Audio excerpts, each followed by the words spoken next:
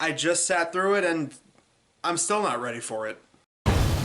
There are caped crusaders, galactic guardians, and amazing web slingers. But for over a decade, only one hero dared to be Wimpy. Are you kidding? He is the Wimpy Kid. There's one thing I've learned from my years of being a kid. It's that you have zero control over your own life. A wimp will rise. Come on, Greg!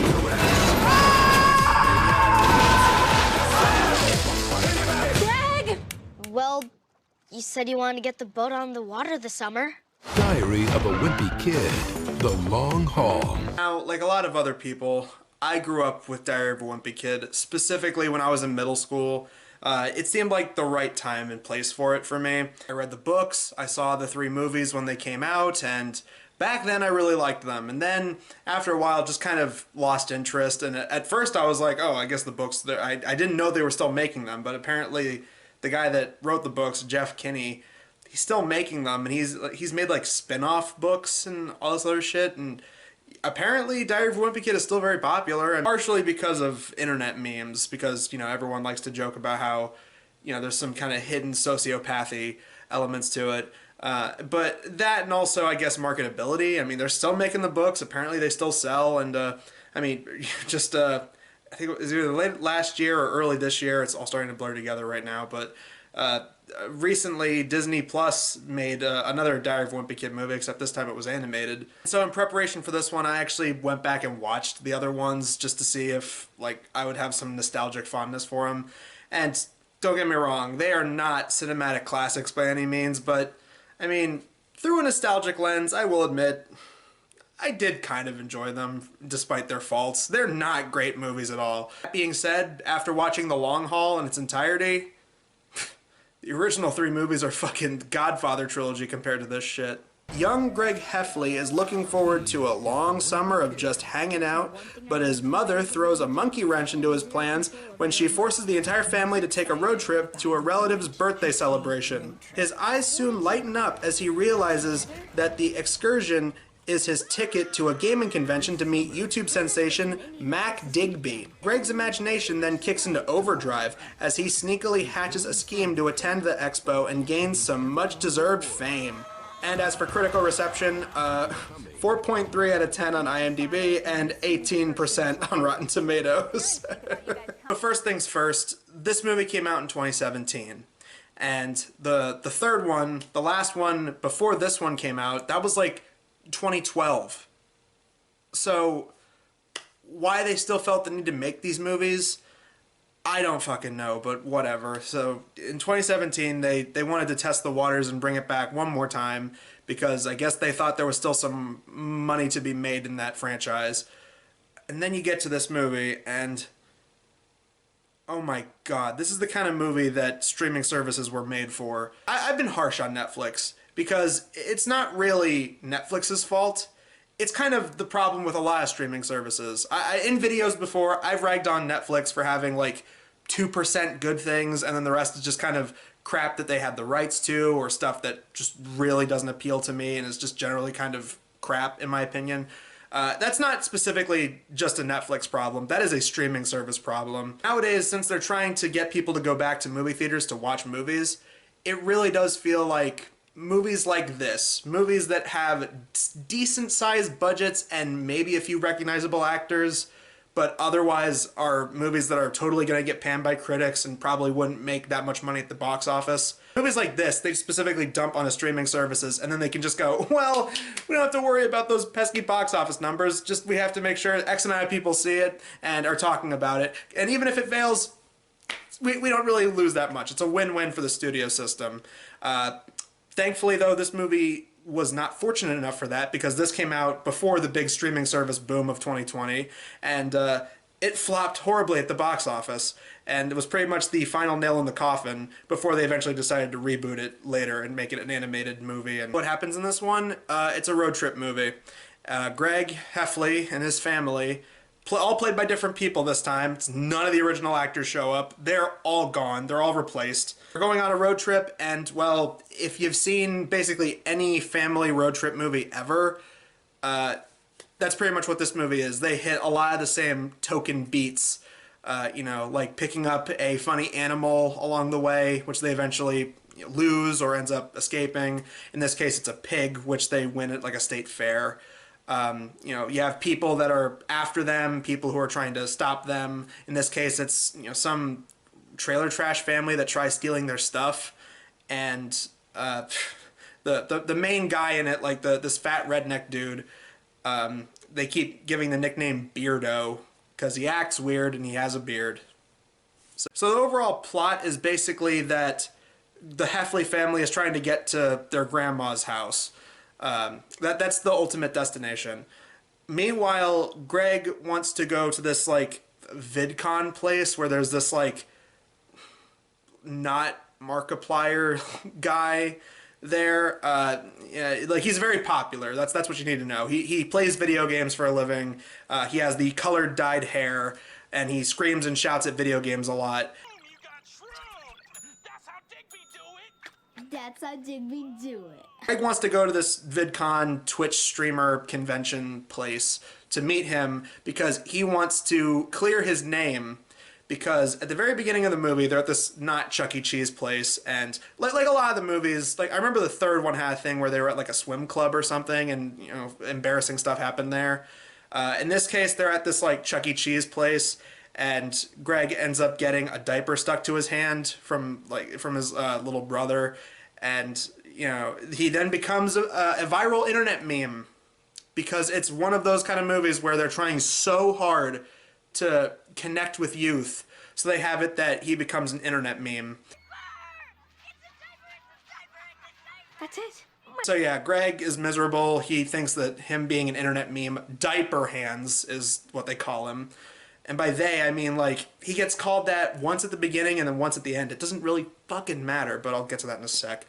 So he wants to go to this VidCon type place to hang out with this Dibby Let's Player guy, because he thinks that if he shows up in a video with him, then all of his problems will go away, and, you know, he'll be cool because he's in a video with #1 Let's Player on YouTube or whatever, or whatever that guy's platform was.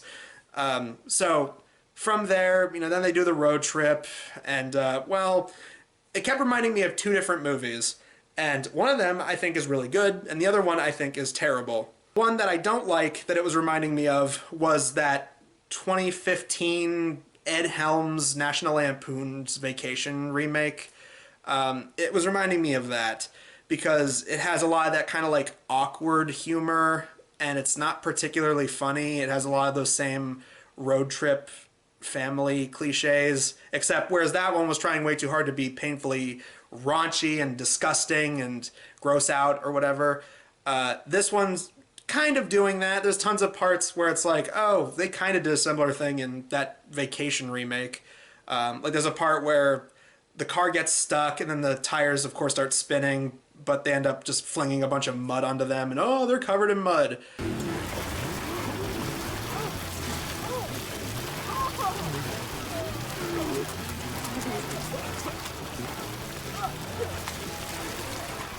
I remember them doing something kind of similar to that in the Vacation movie, where I thought it was like a hot spring, but it was actually like sewage, and there was like trash and condoms and heroin needles. Wow, this is beautiful. I say we call it Griswold Springs. Why does it smell like rotten eggs? Well, that's the sulfur, buddy. It's natural.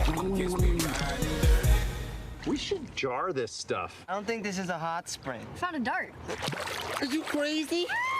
Kind of like a kid-friendly version of that. Going back to the Beardo guy, yeah, they had a subplot about someone chasing after them in that movie as well, except there it was played by like Daryl from Walking Dead. Here, another movie it kept reminding me of was a Goofy movie, because it's seriously down to the whole, oh, Greg ends up changing the destination so that way they go to the, you know, YouTuber event convention thing. Kind of like in a Goofy movie where Max ends up messing around with the road map so that way they go to the big concert. It's so that Greg can no longer be known as Diaper Hands. And here, okay, I might as well go into why that whole angle for the plot just felt really contrived and unnecessary. First of all, nobody really calls them diaper hands.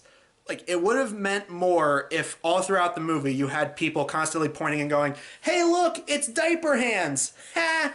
But no, that only happens once, and it's at the very end for a really forced attempt of getting emotional, where Greg goes on stage, tries to get Dibby, or whatever the guy's name was, to, not Markiplier, I'm just going to keep calling him that, so he can get not Markiplier to, have him get a shout out in a video and he can look cool.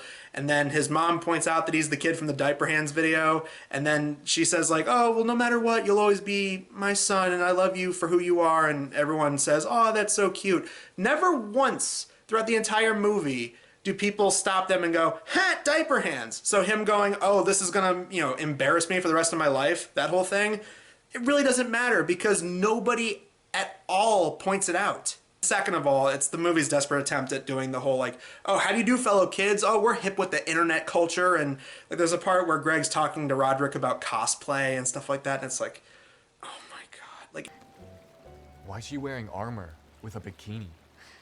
It's called cosplay, and there's a lot of it. Are those even real? it's like Big Bang Theory level writing. It's by someone who like just vaguely knows what these things are and then is trying desperately to appeal to people who know what that is, and everyone else is just going like, ugh. Even if you take the plot elements that just kind of go nowhere, like the whole thing of them getting a pig at a state fair, the pig's in like 2 scenes, and then the pig, they drop off at like a petting zoo. That was the extent of that. The reason that I say this movie feels like a straight to streaming service movie is because, like, take the plot elements away, the movie's production is so fucking cheap. Especially when it comes to the acting. I mean, say what you want about the other movies. You could say that everyone was being hammy and over the top in those. Everyone in this movie does, like, how do you describe it? Like, they're acting like a bad 2000s Disney Channel show or Nickelodeon sitcom. Everyone, like, they do that thing where, like, everyone has to be like, whoa, wacky, oh no! Like, everyone acts like that this whole fucking movie. Tricked us! This is totally not cool. Kids at school get way more screen time than I do. I'm not giving up my phone. Yeah, if he's not giving up his phone, I'm not giving up mine. And he's not giving up, I'm not giving mine up. Who do you think you are bossing us around? You want me to read? I'm reading text. What's the difference? The thought that this was in movie theaters, like, I did not see this in theaters, but just sitting there, like, just pondering, like, oh my God, people would have had to pay money to go see this. Looking at the movie, I'm like, this looks like the kind of thing kids would probably get the most enjoyment out of if they were just watching it at home. Like, this doesn't look like something you would have to rush out in theaters to go see. And that was the most frustrating part of it all. It's like, it's not a pleasant movie to look at, even. Like, the production is so fucking cheap, and the acting is so over the top and hammy and annoying. Like, everyone, like, just yells and makes goofy faces all the time. Every other element of this movie, like I said, the hammy acting, the really cheap production, the humor is just so fucking terrible in this movie. It relies on everything that you're used to seeing in really crappy, middle-of-the-road family movies like this. You know, they rely on the poop jokes, the fart jokes, burp jokes, even more than the other movies. And the first movie had the whole cheese touch thing. It's like, it's even more gross out, or like lame attempts at gross out, than any of the other movies. Ugh, it stinks of old socks.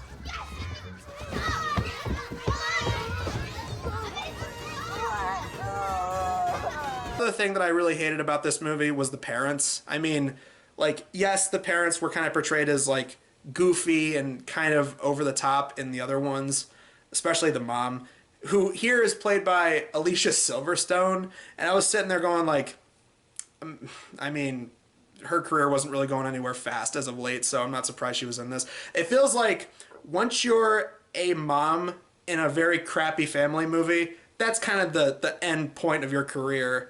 You know, at least for a lot of people. I've noticed, like, this is kind of a recurring thing for some actresses.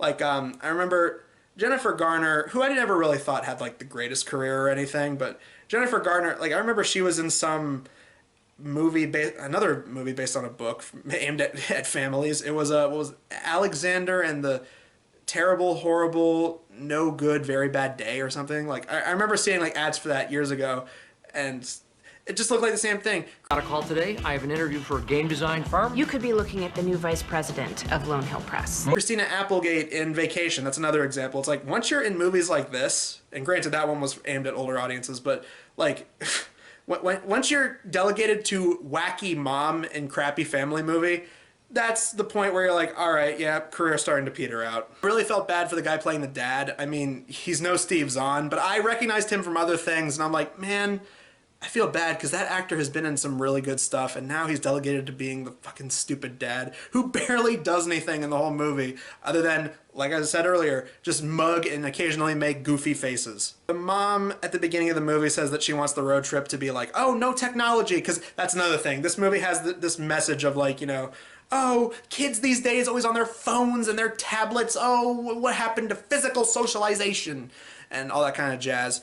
And which, by the way, like, that whole argument about like phones and tablets, it's not new. Like, you know, people have been doing that for years. They complain about their kids watching too much television. They complain their kids are playing fucking NES or Sega Genesis too much. They did something similar to that in the fucking third movie. Like, the dad didn't want Greg to stay at home playing video games all summer, so he wanted him to like go camping with him.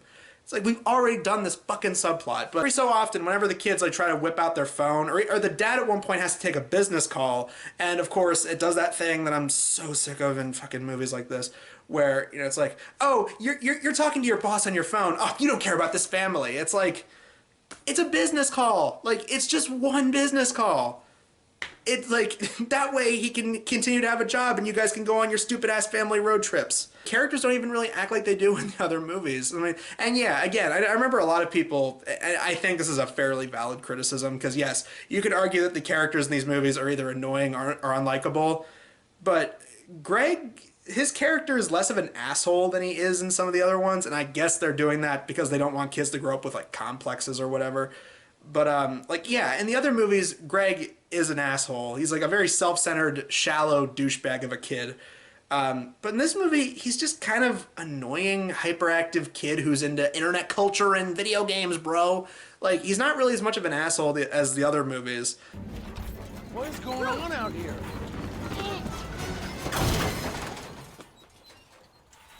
My van!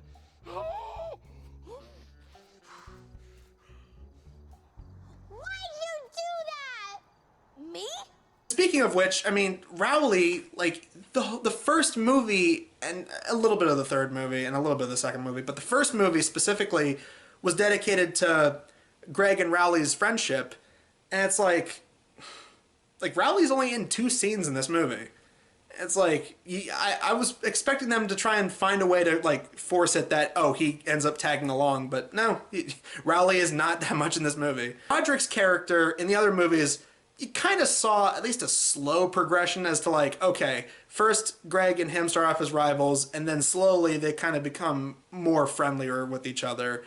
In this movie, he barely antagonizes Greg at all. Like, he's pretty much just like he takes over the role as the sidekick. Roderick was easily the most entertaining character. He was the best character in any of those movies. And he's just like, they make him more of an idiot this time around. In the other movies, they made it that like, he would play dumb so that way people would just do stuff for him, so that way he could focus on trying to become a famous musician. Even if you didn't like the other Diary of a Wimpy Kid movies, this one is even worse. Like, the characters are even more annoying and unlikable than they ever were in the first 3 movies. The humor is incredibly lowbrow and like nothing about it stands out. Like, even the other movies had performances every so often where, like, Steve Zahn is the dad, for instance. It's like, every so often Steve Zahn would do something where I'm like, all right, that's kind of charming. This movie just screams studio think tank project. It has that feeling that you see with bad family movies and bad kids movies where it's like, you can just tell they're like, oh, kids are stupid. They'll watch anything with bright colors and, you know, things that we think that kids like. So, yeah, just put in a bunch of references to, like, you know, nerd culture and cosplay and fucking Twitch streamers and Let's Players or whatever. Just put a bunch of references and memes. We'll put that shit in there. We'll put a bunch of obnoxious pop songs on the soundtrack. And you know, I could just picture a bunch of Fox executives like sitting around when they were cooking this thing up and just going, okay, well, let's see, what IPs do we have? And, well, I mean, what movies will kids want to go see? Well, we still have Diary of a Wimpy Kid. Well, we can't get any of the original actors. Everyone's pretty much grown up and, you know, has run out of that. Who cares? Just get a new cast. We don't fucking care. You know, hopefully it does well. And it didn't. So tune in next time. We're going to be talking about another movie based on a series of books that I grew up reading. In this case, it's going to be the Judy Moody movie. I don't know if anyone remembers this, but 2011, in the summer of 2011, we got a movie based on the Judy Moody books. And it's called Judy Moody and the Not Bummer Summer. And that one didn't even get a franchise, unlike Diary of a Wimpy Kid, so... Fuck, wait, one more thing. I know I mentioned the fact that all the cast is different in this movie, but I just gotta say, yeah, definitely on this side of things. Fucking hashtag not my Roderick. Roderick. I got us a microwave pizza. Roderick, that's a mini safe. And they disguised it as a microwave. Rowley. Smartest guy.